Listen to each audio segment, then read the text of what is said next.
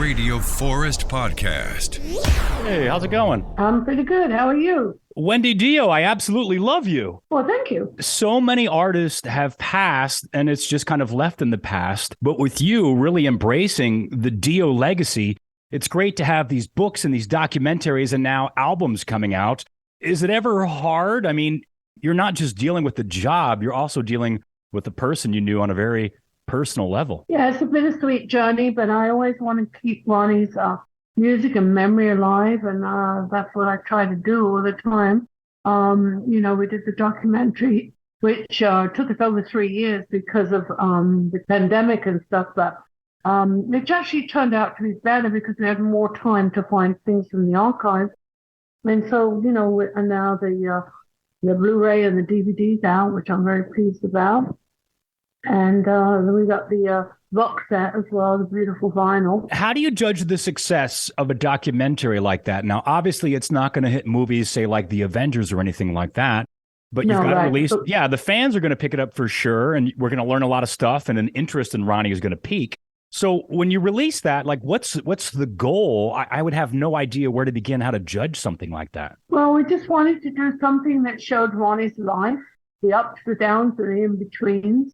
Show even the fans that were hard rock fans of Ronnie's that things that maybe they didn't know about Ronnie. They didn't know about his start with trumpet. They didn't know about the doo-wop days, the making of the album cover of Holy Diver, and so on. And just, a lot of things, a lot of different people are in it that we interviewed. It was something that we made that I wanted Ronnie's fans to know about Ronnie. A lot of people for many years have asked me about doing a documentary. It was never the right time or the right people. And then BMG asked me about it. They financed it.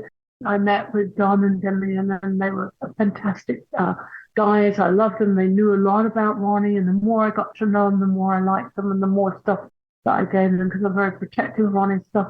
But the more and more I got to know them, more and more I said, okay, let's do this, let's do that. And when we did. And I saw some pictures from one of the premieres that you did, because you did a couple, but I saw you and Tony Iommi hanging out. How's he been, and how's your guys' relationship? Oh, Tony and I, I talk to him. I don't see him all the time because he lives in England. I live in LA. But we get together when we see each other when we're in. If he's here or I'm there. Tony's a great person. Ronnie called him the riff master. He was his favorite guitar player to play with. And of course, Geezer Butler and Gloria Butler, they live in Utah and in Vegas, but I'm actually going to see them in a couple of weeks. And we always get together because they're really good friends. They were always good friends, and they're still good friends. I see Vinny a lot. All these people I see, I keep in contact with them all. So my impression was that Geezer wrote the majority of the lyrics for Ozzy when Sabbath was running together. And then Dio comes in, and he's writing his own lyrics. Obviously, it worked out great. So some sort of that puzzle had fit together. But did Dio ever talk about how that dynamic worked at all? Because that had to have been a shift in the band of like, hey, Dio's got some lyrics. Let's run this way. Geezer was happy to relinquish that job. He said he was very happy about it. And no, they always go on really well. A lot of times, Geezer will come up with a title or something, and they would just run from that. They worked very well. They were very, very good friends most of the time. Now we're talking to Wendy Dio, the limited edition deluxe CD and LP box set. It's called the Studio Albums from 1996 to 2004. It's a re-release on these deluxe vinyl editions of the last 4 studio albums, Angry Machines, Magica, Killing the Dragon, and Master of the Moon.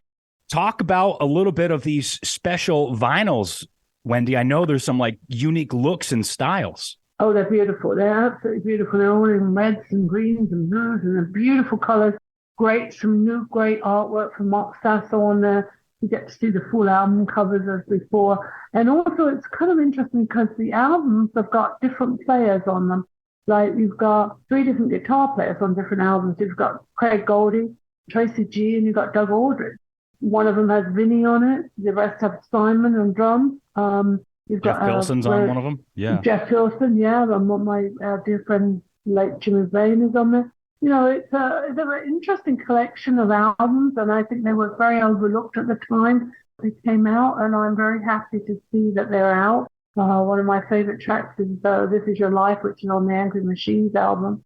It's a beautiful package, and there's a bonus of Electra on a little EP that's in there on the colored vinyl too. Was Ronnie a vinyl guy by any chance? Because there's been a resurgence now, and obviously with this release that hits perfect, but Ronnie went through that era of massive vinyl sales on his own. Would he ever just like put a record on and just kind of hang out? And I know he listened to a variety of music. Yes, he did. He loved all music. But the vinyl he was very happy about, because he was very unhappy when the cassettes came out, because he said, oh, now they squashed all the artwork down. He goes, I always like to look at covers of albums as well as the music. I like to look at the artwork on the album. And it was squashed to cassette. So he was very disappointed about that. So he'd be very, very happy to know that vinyl was back. And he spent a lot of time and thought into the album artwork of Dio and Sabbath and Rainbow. Oh, yeah. We worked very hard on all of that and very, very involved with the artwork. Now, sometimes his imagery had a little bit of an evil twinge, a little bit of an alliance with the devil, so to speak. Did Ronnie ever talk to you or share, obviously you probably have, about more of his thoughts on the afterlife? Because I know, correct me if I'm wrong, he grew up in a Catholic family, but then struggled with some things with organized religion on his own, and he'd talk about them in the past. But did he share with you, did you guys discuss like what his thoughts on the afterlife or his personal relationship with religions were? He was a bit turned off with the Catholic religion because of all the priests, things with sexual abuse with kids and stuff.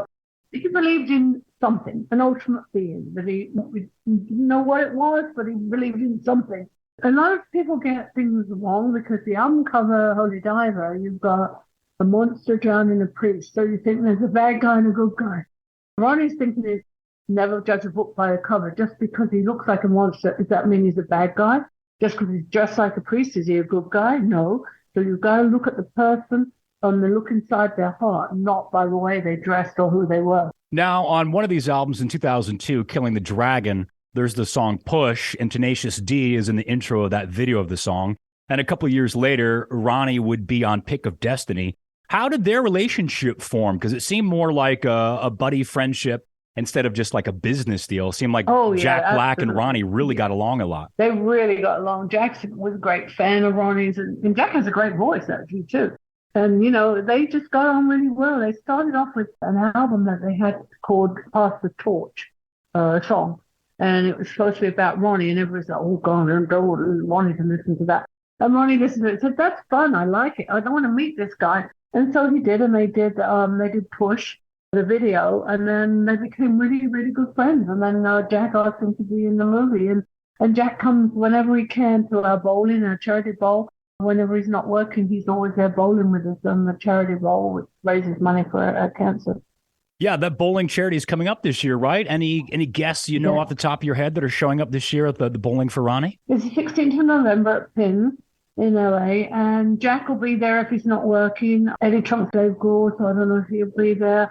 There's always different people coming in. Whoever's not working at the time, they come in. It's great. It's a fun evening, real fun evening, with everybody having fun and winning trophies and stuff, and the money going to a great cause, to our research and education for cancer research, which we're very happy working with Dr. Wong at UCLA right now. Yeah, that's got to feel good. The Dio Cancer Fund has already raised $2 million. When you sit back and look at this, that's got to give you a warm feeling, right, Wendy? Like the positive change that you're doing and something that obviously affected Ronnie. Yeah, a lot of it as well is what we call seed money. We gave $100,000 to Vanderbilt in Nashville. They didn't have any money set aside for gastric cancers and pancreatic cancer.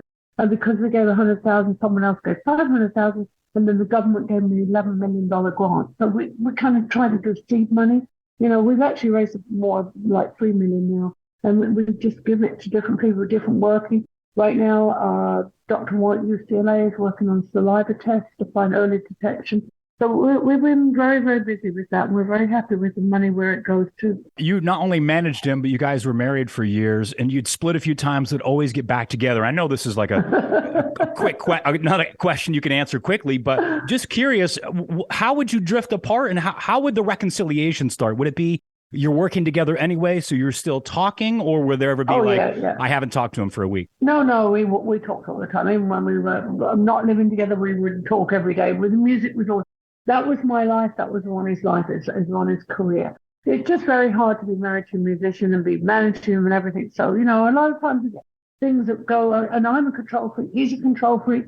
So we clash heads a lot of times on different things. So we know everything was always, I mean, he was my soulmate. We just, that was the way it was. Well, we've got the Bowling for Ronnie coming up in November, Rainbow in the Dark. The autobiography is out. The Dio Dreamers Never Die documentary is now on Blu-ray and DVD. And we're talking today with Wendy Dio about the studio albums, Angry Machines, Magica, Killing the Dragon, and Master of the Moon editions coming out on these deluxe vinyl editions. Wendy Dio, always great to talk to you. Thanks for keeping the legacy alive. And thank you so much for chatting with me today. Well, thank you for your support. Couldn't do it without you guys. Thanks a lot.